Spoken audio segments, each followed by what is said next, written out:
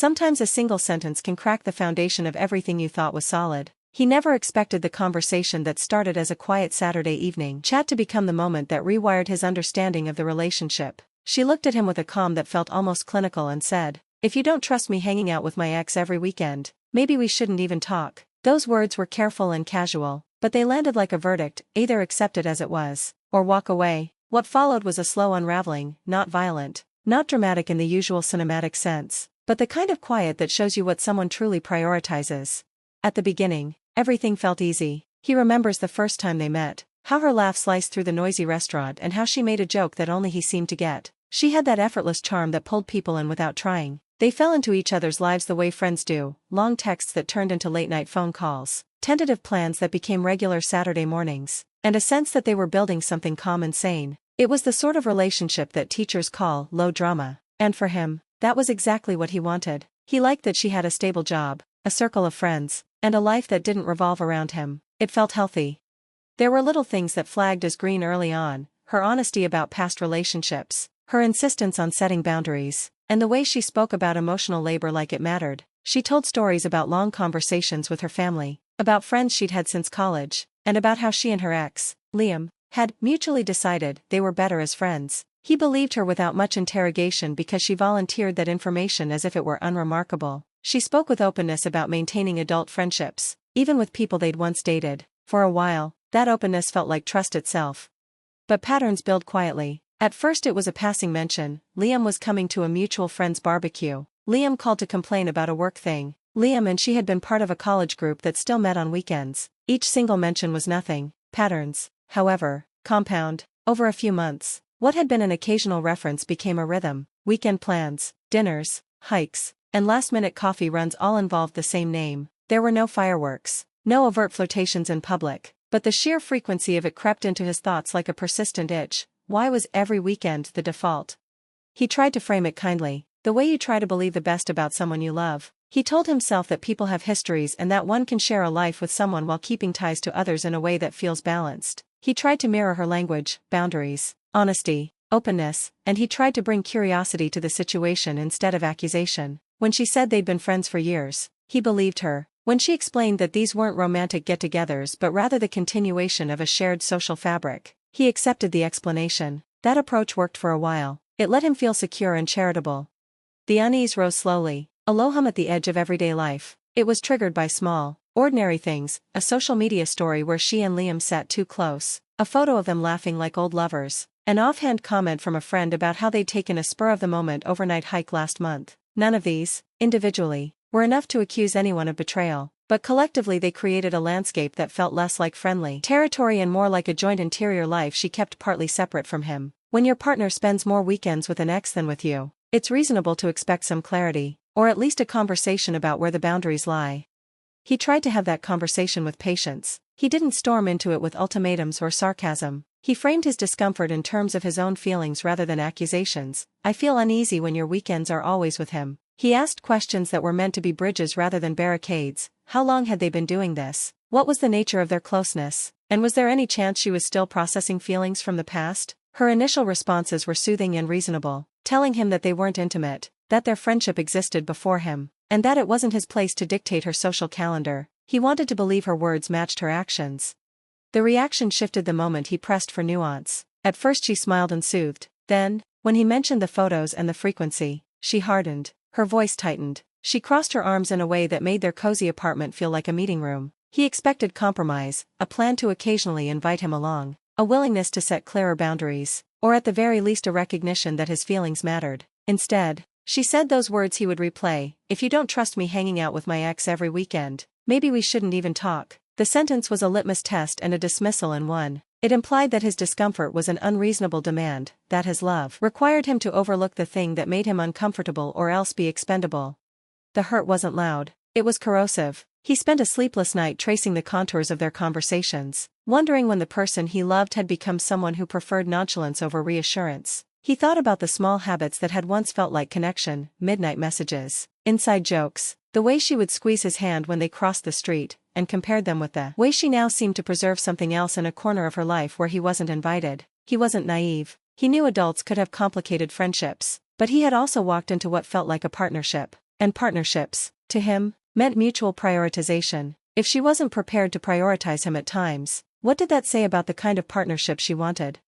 He left the apartment without arguing. That might seem like running, but it felt more like stepping away to preserve his sense of self. They didn't speak for 2 days, and the silence was heavy with unsaid things. He wanted to message her, to demand clarity, to apportion blame, but he knew that none of that would make her change the one thing she'd already framed as non-negotiable, her weekend routine. On the 3rd day he asked to meet, hoping that a face-to-face conversation would unearth the softer parts she seemed to have clipped away. Over coffee at a corner cafe, he tried again to explain that love and trust don't mean the absence of boundaries, but the willingness to respect them when they're voiced. She listened, but something about her still felt distant, as if a portion of her attention was reserved for a life that included someone else. She told him that she valued autonomy and resented what she called tests. She said relationships shouldn't be prisons, that asking her to change who she was would only make her resentful. He understood autonomy. He loved that she had a rich inner life and strong friendships, but he also believed relationships required sacrifices, small compromises that served the greater good of mutual security. He wasn't asking for total capitulation. He wanted a little adjustment, some acknowledgement that weekends are time to build shared memories too. Her answer was steady. She wasn't willing to change the pattern because it felt established and comfortable, and she felt guilt by the suggestion she abandon it. If you can't be okay with that, maybe we're not the right fit, she said, echoing the line that had cut earlier. Her words made it painfully clear which way the scales tipped, toward her continuity with the past, not toward recalibration for the present. He realized then that the relationship he wanted required someone who would lean in when the other felt uncertain, someone who would choose discomfort now to save pain later. She wanted to preserve a past comfort without examining its cost to their present. After they parted, he tried to carry on with dignity. He met friends, went to the gym, focused on work, but the mind is relentless with questions when the heart is bruised. Had he misread things from the start? Was his desire for a boundary a sign of immaturity? He replayed every date, every laugh, every whispered "I love you," looking for signs he missed. The more he searched, the more evidence he found that the intimacy they shared was real, that their bond had warmth. But then he compared the warmth to the long pattern of weekends and the calm acceptance she displayed when discussing Liam, and the gap between them felt impossible to ignore. Time has a way of clarifying motives, and what followed was a slow accrual of small confirmations. Mutual friends who had once been casual about the situation began to mention things in passing. "Oh, they're always together," or "they just went away for a weekend." Those mentions, harmless on their own, began to stitch together into a narrative that reinforced his unease. He saw photos from trips where she and Liam were together, laughing and leaning into each other the way people who share alone time do. None of it proved infidelity or malicious intent, but it did show that she was happy to keep a private life with someone who was not him. If he stayed, would he always be an interested observer of a life that privileged a past connection over their present one? He confronted the truth with both sorrow and relief. Ending a relationship is rarely the dramatic, cinematic exodus people imagine. It tends to be quiet, deliberate, and full of small logistical cruelties, returning mugs, dividing playlists, rerouting shared subscriptions. He did it the way he tried to live the relationship, kindly and honestly. He told her he loved her and that love sometimes requires hard choices. He said he couldn't be someone who would watch in silence while the one he loved prioritized a different emotional home. He didn't paint her as villainous. He acknowledged that it was possible for adults to maintain friendships with ex-partners, but he needed someone who would hear him when he said it felt like too much.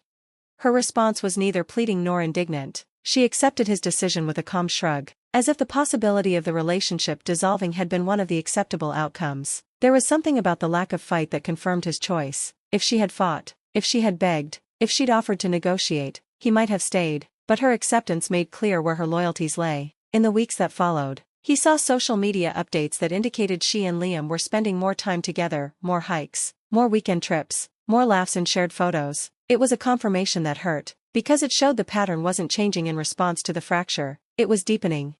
Healing from that kind of loss is strange because it isn't the same as grief for a person who died. It's a grief for a shared future that never quite materialized. He had to build a new narrative about himself in which love didn't require him to vanish into acceptance of a life that left him second. Over time, he found small freedoms, a reclaiming of weekends that he could now spend exactly how he wished, the space to meet people who matched his expectations for reciprocity, and the clarity that boundaries matter not because they are restrictive but because they protect what two people agree is theirs. He also learned about the difference between saying, "I trust you," and demonstrating trust with actions that make the other person feel safe. Trust is not a litmus test you wield to shut down conversation. It is a practice you build together. When someone asks to feel prioritized or asks for adjustments that require small sacrifices, A partner who values the relationship will at least engage in a negotiation. They won't reduce the request to a test of faith. He realized that the phrase, "trust me," should be accompanied by the behaviors that earn it: transparency about time spent, invitations to join rather than exclusion, small sacrifices that signal the relationship's priority. He also recognized how easily people can conflate autonomy with indifference. She framed her insistence on spending weekends with her ex as autonomy, which it was in a narrow sense. But autonomy without consideration can become a form of indifference when it ignores the emotional needs of someone you claim to love. Healthy autonomy in a relationship means both people get to maintain independent spaces while also making choices that protect the shared space. Her argument that he was being controlling rang hollow because he hadn't demanded ownership of her friendships. He had asked for balance. And balance is not control, it's mutual respect. There were practical lessons too. He learned to observe patterns earlier and to trust his discomfort as data rather than letting it become shame. He became less willing to chalk up recurring feelings of unease to insecurity or jealousy and more willing to treat them as legitimate emotional signals. He decided that future conversations would have clearer boundaries and clearer expectations: who gets weekend time, how much overlap with exes is acceptable, and how to integrate old friends into a new life without displacing the relationship's needs. These weren't about controlling another person. They were about creating a co-authored life rather than a unilateral continuation of the past. Over time, the sting dulled and the lessons settled into a quieter wisdom. He began to date again, this time with a keener sense of the kinds of compromises he was willing to make and the ones he wasn't. He discovered partners who were eager to listen when he said certain arrangements made him uneasy, and who were willing to rearrange patterns out of respect. Those relationships felt different, not because they were less joyful, but because they were negotiated with care. He found that many people, when asked gently, are willing to reconsider habits that hurt their partners. The difference between the two experiences was not that one person loved more but that one person valued the preservation of the couple's shared space. Looking back, he didn't regret the time he'd invested in the relationship that ended. He kept the memories that were good: Sundays at thrift stores, the way she used to hum when she cooked, the quiet confidence in her laugh, and allowed them to exist without becoming a demand to return what had already been given away. He forgave himself for not seeing every sign sooner and forgave her for choosing differently. Forgiveness, he learned, is not the same as reconciliation. It's a way to unburden yourself from holding the past as an active wound. His story is not a moral condemnation of friendship with exes. It's a caution about what it means when one partner's continuity with a past relationship starts to erode the new one. It argues for clarity, for spoken agreements, and for the humility to reconsider cherished habits when they harm someone you claim to love. It asks us to be attentive to the small things that accumulate into patterns, because often the end comes not with a thunderclap but with 1,000 quiet acceptances. If there's a final thought he carries from that chapter, it's this: a relationship that asks you to erase your discomfort with the wave of a phrase is not prioritizing you. A relationship that asks you to accept exclusion as a price for love is not practicing the mutual care that sustains intimacy. Saying, "Trust me," should be a beginning of a conversation, not the end of one. If your partner uses it to discard your feelings, that is not trust building, that is avoidance. Walking away might feel like failure, but sometimes it is the clearest act of loving yourself, leaving space for someone whose trust is earned and whose priorities include you.